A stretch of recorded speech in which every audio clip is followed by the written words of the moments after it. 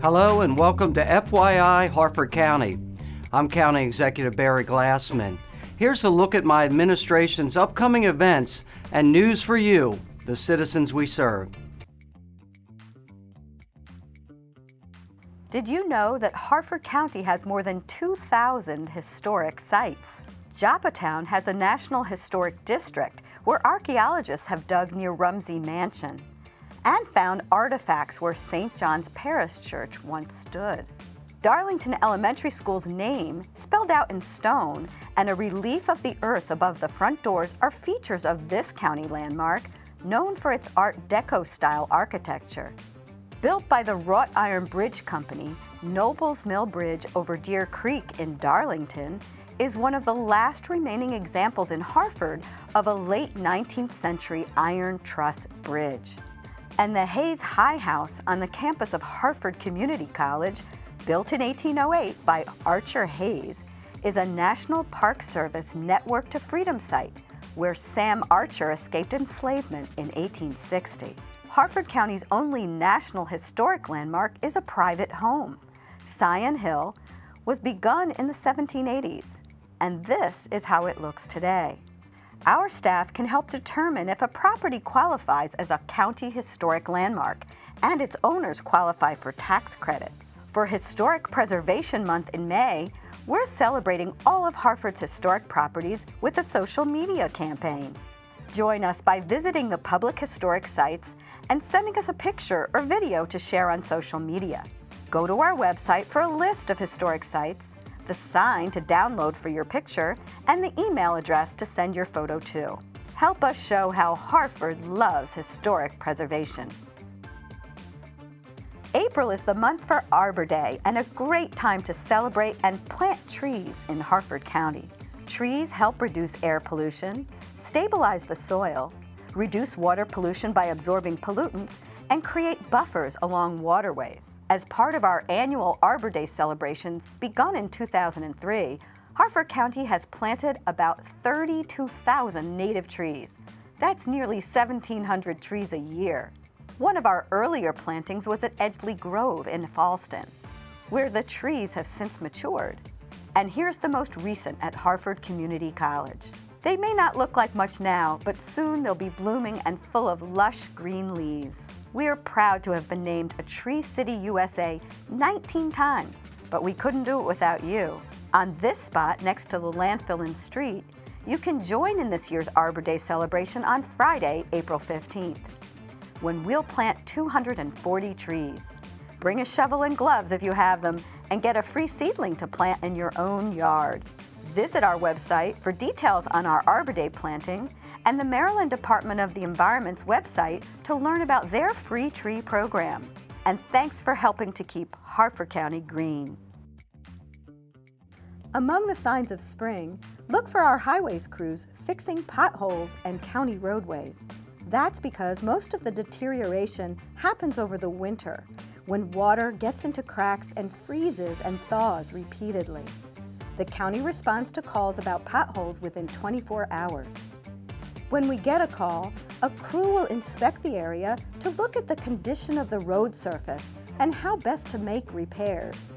In the colder months, only a temporary cold patch will work. The cold asphalt mix will be shoveled into the pothole, and a tamper will be used to pack it down.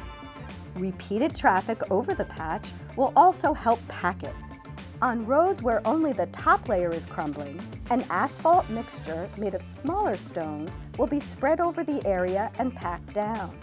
Roads where the deterioration goes deeper than the top layer, or with a wider area of degradation, need to be dug out and overlaid with hot asphalt.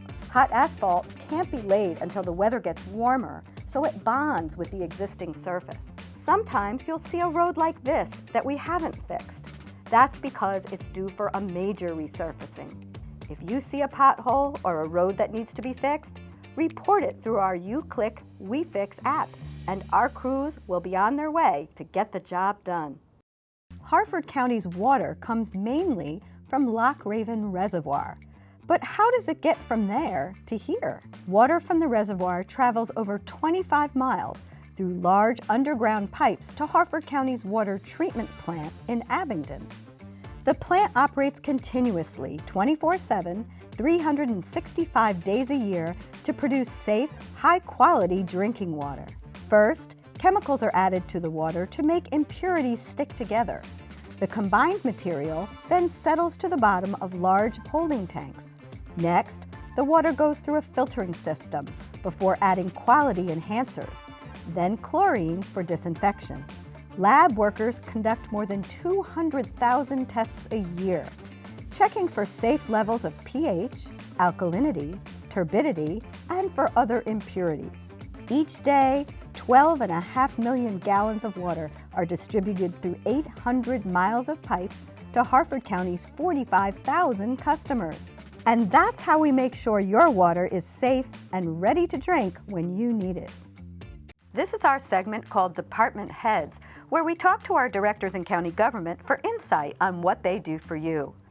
This month, we're featuring an encore presentation of our chat with Amber Schroeds, Director of Harford County's Department of Community Services.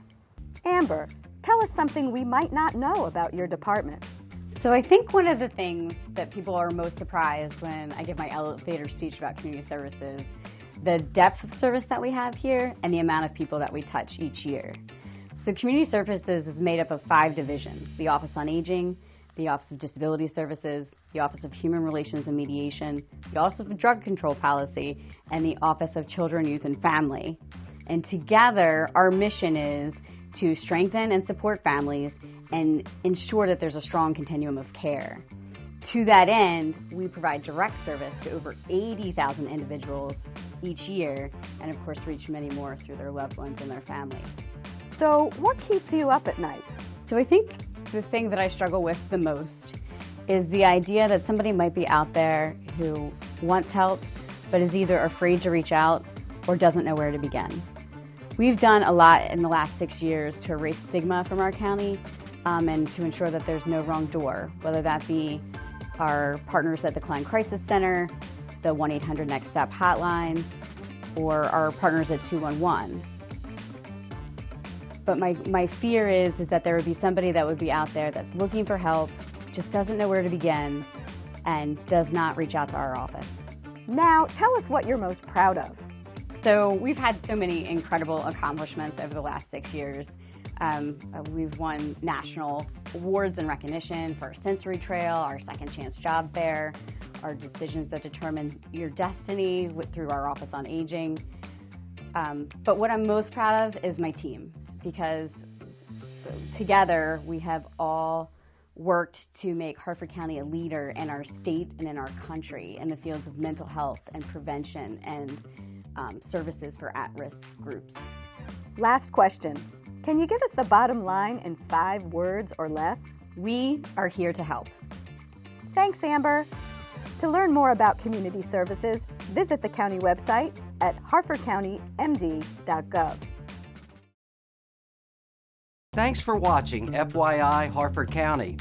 Keep in touch by following us on Facebook and visiting the county website. Until next time, be safe and be kind to every kind.